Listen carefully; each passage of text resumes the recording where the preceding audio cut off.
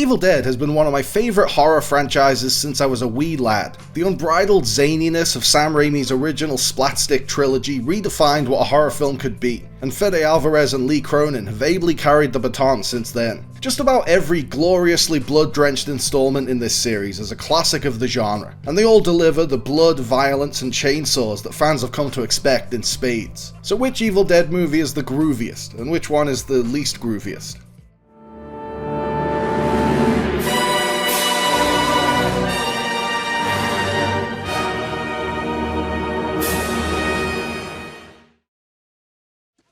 This is my boomstick! It's a 12-gauge double-barreled Remington. S-Mart's top of the line. You can find this in the sporting goods department. The final chapter of Sam Raimi's original Evil Dead trilogy follows on from Evil Dead 2's cliffhanger ending with Ash Williams trapped in the Middle Ages. Army of Darkness has plenty of the slapstick humour that made the previous movies so much fun, but it falls short on the grisly bite that made them so terrifying. Whereas Evil Dead 2 balances its horror and comedy elements perfectly, Army of Darkness is much more comedy than horror. Still, just because Army of Darkness is arguably the weakest Evil Dead movie, that doesn't mean it's a bad movie. Bruce Campbell is charismatic and hilarious as usual, and Raimi brings his signature gonzo visual flair to every frame.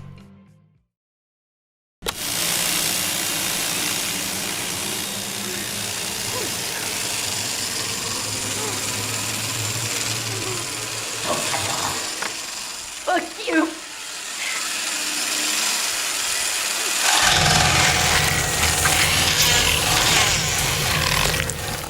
Considering it was his feature-length directorial debut, director Fede Alvarez knocked his Evil Dead reboot out of the park. The 2013 reimagining of The Evil Dead put a fresh spin on the Cabin in the Woods formula. Since Jane Levy's character Mia is a drug addict going cold turkey, the group actually has a reason to isolate in the middle of nowhere. And anytime Mia sees evidence of deadites, her friends can just shrug it off as a withdrawal-induced hallucination, which builds plenty of tension. Whereas CGI often lessens the effect of a scare, Alvarez used modern technology to enhance the terror of set pieces like the tree attack and the basement possession. Alvarez's reboot might be lacking the zany comedic bite of Raimi's original trilogy, but it recaptures its spirit of gory excess.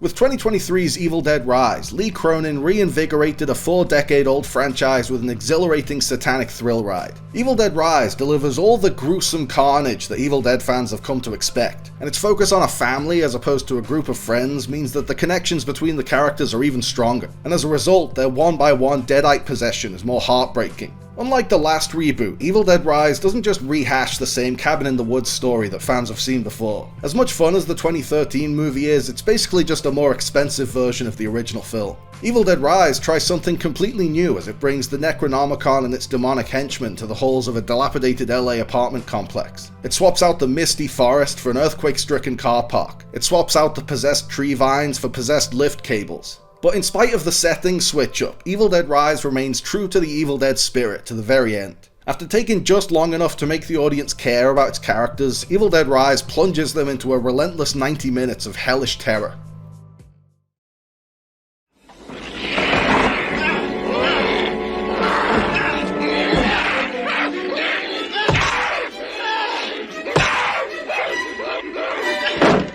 The original indie masterpiece that started it all, and inspired a generation of young horror fans to pick up a camera and make their own scary movies, still holds up as one of the finest entries in the series. The Evil Dead created a subgenre of its own, with its deceptively simplistic story of a group of friends going to a cursed cabin in the middle of nowhere and contending with devilish demonic spirits. Raimi instantly established his uniquely bizarre and campy vision of horror cinema in his breathtaking debut feature. There's a charming homemade quality to the movie's DIY effects, and Campbell carries the movie with the effortless charm that would go on to define his career.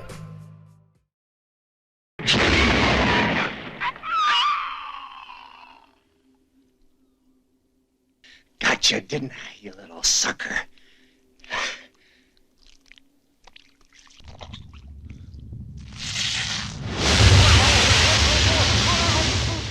With around 10 times the budget and a few more years of filmmaking experience behind him, Raimi managed to outdo himself with Evil Dead 2. He used that extra money to push the special effects to new heights, ripping horrifyingly hilarious imagery from his twisted imagination and plastering it onto the screen. This zany, outlandish horror comedy gem is a rare example of a sequel that improves on its predecessor. Evil Dead 2 pioneered a whole new cartoonish film language in the horror genre, and set the pitch-black comedic tone for the rest of the franchise. It's essentially a remake of the first movie, but with more slapstick humor, more gonzo gore, and more outright insanity. The demons themselves have a dark sense of humor. There's no other movie quite like Evil Dead 2. It arrived as a breath of fresh air in 1987 and remains one of the most bonkers, mind-bending movies ever made.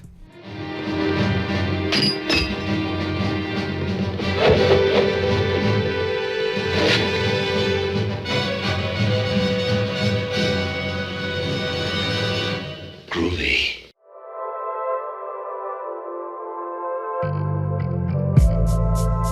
Thanks for watching, guys. I hope you liked the video. Remember to like and subscribe and click on the little bell. And also seize the day and call your mom and be kind to yourself.